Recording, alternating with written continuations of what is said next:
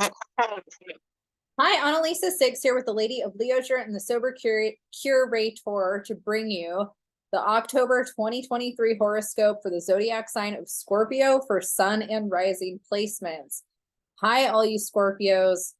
It's almost your season, your birthday, your October birthday season is coming up. So happy birthday preemptively to all the October Scorpios. It's October 7th today, the day that I'm recording your horoscope. So we're already a week into October a little bit, but let's go ahead and just talk about what is going to be happening for you this month. So we enter October every year in Libra season, and we have quite a bit in Libra to start out the month. We've got Pallas Athena, an asteroid. We have the sun, Mars, and the South Node, all in the cardinal air sign of Libra. And Libra is the zodiac sign that comes right before Scorpio.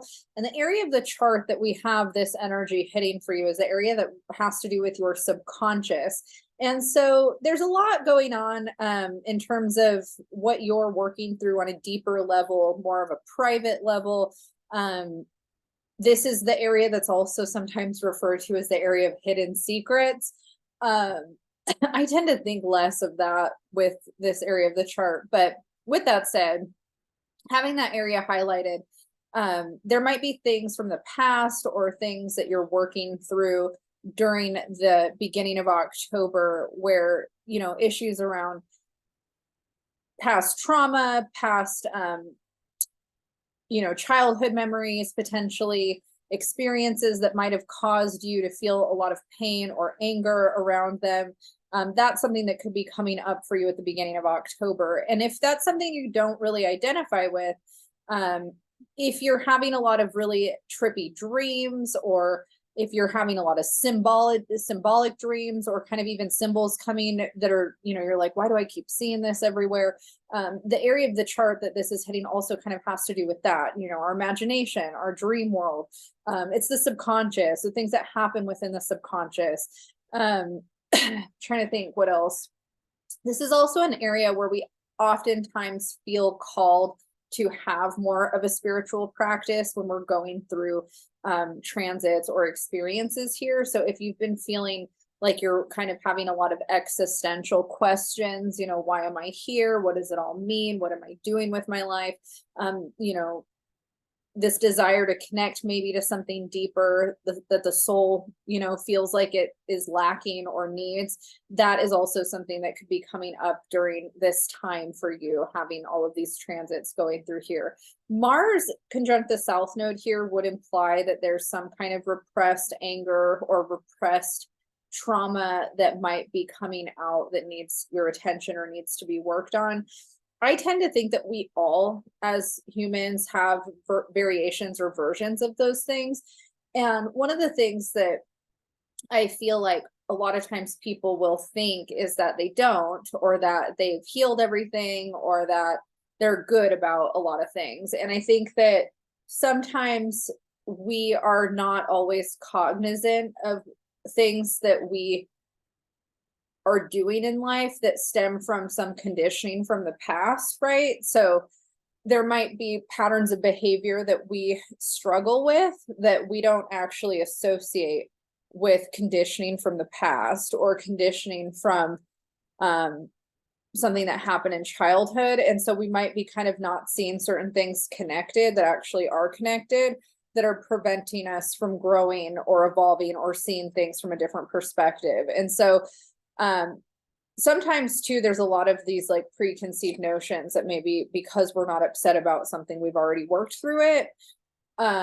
Doesn't necessarily mean that there isn't still work to do around it. Like, for example, there's a lot about my childhood that I'm not really that angry about anymore. Like I've, forgiven the friends or the family members, and I don't really get that upset about it when I think about it or remember it. But what I do know is that it conditioned me to have certain responses or feelings to things in my life. And so even though I'm not like overtly upset or driven by that kind of situation, the way that I interact with my surroundings or kind of absorb certain things is still kind of from that place, just because I was conditioned that way at such an early age, if that makes sense. So sometimes when we're going through transits within the subconscious, it's confusing. Like it's murky. We don't really understand what's going on internally. Like we're still kind of, it's like a knot of memories or maybe emotions that we're still kind of untangling. Like, why do I feel this way?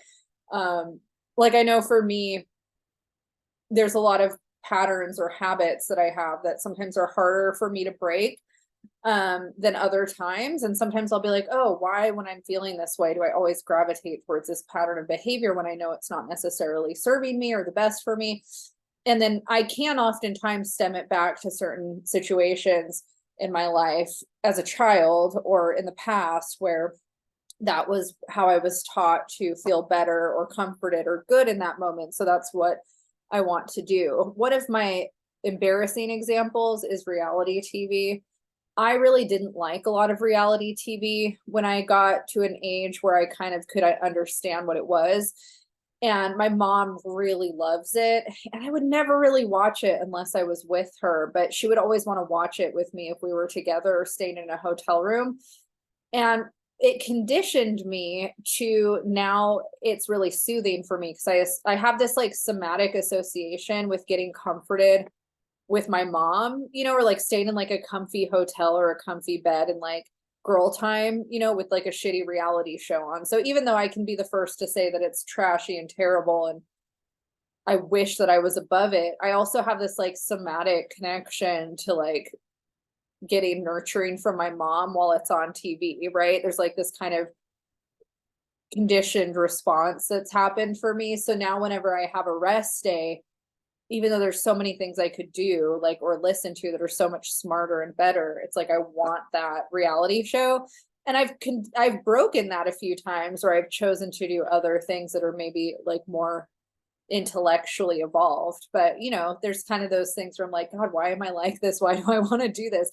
And I don't think there's anything wrong with doing things that we are conditioned to enjoy unless it's, you know, super destructive or harmful to our health. Like, you know, if we are in recovery, you know, which I'm in recovery, and you know, we are doing things that, you know, we know could put us closer to relapsing or things like that. Those are things that we need to be mindful of and kind of, you know, reach out to our community and people, which, you know, is something that can happen when we're going through what's happening in the Scorpio chart. We might be more prone to escapism and, you know, escapism in ways that we know aren't necessarily healthy to our best self, you know. And so those are things to kind of think about while you're in Libra season.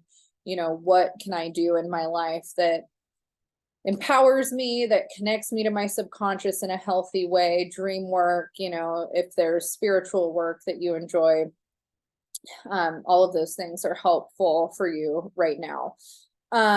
We also start out the month with Mercury finishing up in Virgo, and then on the 5th, Mercury enters Libra and adds to that area of the subconscious for you. And so again, like intuition is elevated, dreams are elevated, wanting to maybe work through these deeper themes. It's a really positive time for you to have a therapist that deals with maybe past life regression or, you know, somatic therapies. Those types of things could be helpful. What is it called? EMFT tapping, that kind of stuff can be positive. And also ways of kind of moving anger out of the body, because Scorpio also tends to, you know, being Mars dominant, can also hold on to, you know, anger and kind of these feelings sometimes of resentment or frustration or victimization. And if you start to feel some of that stuff coming up, it's positive for you to work through that in a constructive way. Before we get into Scorpio season and all the Scorpio stuff that's happening too, we'll just touch on Venus for a second, because Venus has been in Leo since the end of June. And the area that that's been influencing for the Scorpio chart is the area of career. And when Venus is here, it brings a lot of abundance to our career. It brings a lot of money to our career, attention, those types of things. So you might have gotten a lot of career opportunities while Venus has been passing through Leo. At the same time, Venus stationed retrograde in Leo at the end of July and was retrograde up until the beginning of September. And that retrograde, I don't know about you, I mean, it's in a fixed sign squaring your Scorpio energy. So I imagine it was probably pretty tough for Scorpios as well. So, you know, sometimes what happens with a Venus retrograde, especially when it's making hard aspects in the chart, is we'll feel a lot of opportunities or a lot of momentum. And then once that retrograde happens, maybe it wasn't what we quite thought it was. Maybe the opportunities weren't necessarily what we were hoping. Maybe there was some complications with those opportunities. We also had Mercury retrograde during that time in the area that represents friendship and groups. And so a lot of conflict potentially for Scorpio dominance during that time. So luckily we're out of that now. October is still a challenging month though. We're definitely not in the clear now that it's October in terms of transits. Like there's a lot of tense transits happening, but we're at least done with that story. Venus is going to actually enter Virgo on the 9th. So we only have Venus in Leo for a couple more days as of when I'm recording this video. And then on the 9th, she's going to move into the area of the chart that has to do with groups and friendships for Scorpio. So Venus here is actually really positive and can help bring more people into your life in a way that's positive. It also amplifies your desire to be social or connect with your community. And so if you have a desire to be social or connect with community or make new friends or connect with the friends that you already have, this is a really positive energy for that. Venus will be in Virgo for the rest of October once it enters on the 9th. Mars will only be in Libra until the 12th, and then Mars is going to enter your sign of Scorpio, where Mars is at its finest. Mars is the ruler of Scorpio and Aries, and so Mars will be, in domicile here. Mars is going to be entering the area of the horoscope that has to do with your identity. And how your relationship to self and how you see yourself. Mars in traditional astrology is often said to bring conflict wherever it goes. And so you might be going through some, especially after kind of experiencing maybe some more of this soul searching energy, you might be now in a place where you're like, okay, I need to start doing things that align with who I am and what I want. And you might be feeling more ambitious towards, maybe carving out the dream into more of a reality and setting your sights on that. At the same time, we might be experiencing internal conflict on how we relate to self and whether or not we are really happy with who we are. Maybe there's changes that we feel like we want to make about ourselves and we're trying to figure out how to make them. Mars here can make us more competitive, more driven. We can feel easily jealous or victimized here. So that's something that you want to be really mindful of. How do you take maybe some of those insecurities that come up and turn them into inspiration, motivation, and ways to go after the things that you want versus allowing it to, get in your head and do funky stuff. We're also more reactionary when Mars is in Scorpio. And so we also want to be mindful with our reactions and how we're relating to people. When the transits start to hit the area of the chart too that have more to do with what we want, who we are ourselves, we can also sometimes be a little bit more self-motivated or self-oriented. So it's important that you still remember that there's somebody on the receiving end sometimes, and just being mindful of how you communicate with other people. I say that because later towards the end of the month, we will have Mercury entering Scorpio. So let's go back to Mercury. Mercury enters Libra, as we were talking about on the 5th, and enters that area that has to do with the subconscious and the things we were talking about earlier. But on the 22nd, Mercury is also going to enter Scorpio and join the Mars party. So Mercury and Scorpio in the first house, sometimes we feel like our way is the only way, or our way or the highway kind of attitude. We tend to be a little bit more there's some aspects to Mercury and Scorpio that are really nice. Like you have a strong intuitive ability. You're more able to suss out, a situation. There's an investigative quality to Mercury and Scorpio that's really interesting. But at the same time, there's also kind of a little bit of a manipulative side or a need to dominate or control something, which is something that Scorpio energy as an archetype tends to lean towards too. So that's something, since we have Mars, Mercury, all here, and then in a couple days on the 24th, the sun is going to enter Scorpio. Your identity and who you are is highlighted in a big way. And so that's something to just be kind of cognizant of, is that you might feel a need to be more self-oriented, more selfish, more introverted, maybe more needing your point of view or your thoughts to get across. But it's also a really powerful time for transformation of self. So if you can channel the positive qualities of Scorpio with this, this could be a really personally empowering time for you if you feel like you've been needing to focus on personal empowerment within yourself, building confidence.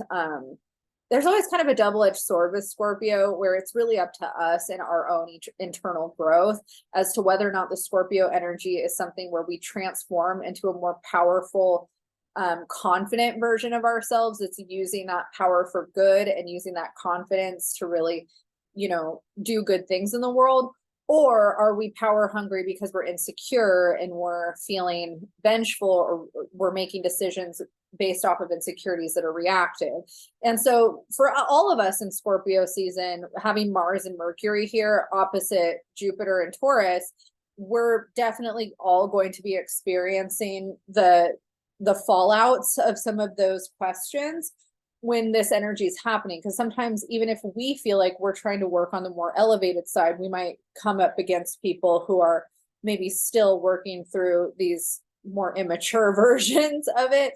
Either way, it's an opportunity for us to all acknowledge our own flaws and find ways to move forward more constructively in how we communicate and how we assert ourselves and how we build confidence and feel power and control over our lives without it being destructive to the lives of others or hurtful to other people. I think that personal empowerment is not the same as being power hungry. And I think that a lot of people don't know that difference, unfortunately. And I think that a lot of people, when they think they're being personally empowered, are actually being very power hungry, and vice versa, So I think this is an opportunity for the Scorpio individual to acknowledge their own journey within that, or their own experience within that. Let's backtrack a little bit and talk about the moon. So we have a solar eclipse new moon on October 14th at 21 degrees Libra. Again, this is happening in the area of the subconscious. So there might be breakthroughs that happen during this time for you in terms of things that you're working through deeply within yourself. You might have kind of epiphanies around who you are, what you want, what you don't want out of life, or things, maybe a trauma that you're reminded of. If you are somebody that goes to therapy regularly and is kind of working through things on a deeper level, this could be a time period or a few days where you have a breakthrough in therapy, where something is made conscious that maybe wasn't, kind of like what I was talking about at the beginning of the video. Flash forward to the end of the month, October 28th, we're going to have a full moon lunar eclipse at 5 degrees Taurus. And the area that this is happening in the chart for you is the area that rules relationship. And so again, like I was saying, we have all this Scorpio energy that's hitting in the area of the chart for you that has to do with you. It's yourself, your identity, who you are to yourself, your relationship to self. And we can't forget that, a lot of times there's still somebody else that's in our lives. And so if we're going through all this stuff internally, we don't want to forget how that affects or impacts other people around us, where we're so kind of in our own little worlds that we're, not necessarily realizing that impact. And so, this eclipse is an opportunity for you to kind of acknowledge, the other, the partner, your relationships, who you are in relation to other people. Do you feel like you're in a group that is supportive? Having Venus in Virgo during this time might also put some highlights there on how you feel like you're relating to your friends and whether or not you feel like you have the right people in your life. And so that's going to be a theme for you for the end of the month. All right, Scorpio, I feel good about that. If you want a bigger breakdown on the month of October for all of the transits, you can go to the first video on this series that is called October Astrology Forecast. And if you liked this video, make sure to hit the like, subscribe, and I will hopefully see you all here next month. I hope you guys have a great birthday and entry into Scorpio season. You can find me at the Lady of Leisure and the SoberCurator.com. Goodbye.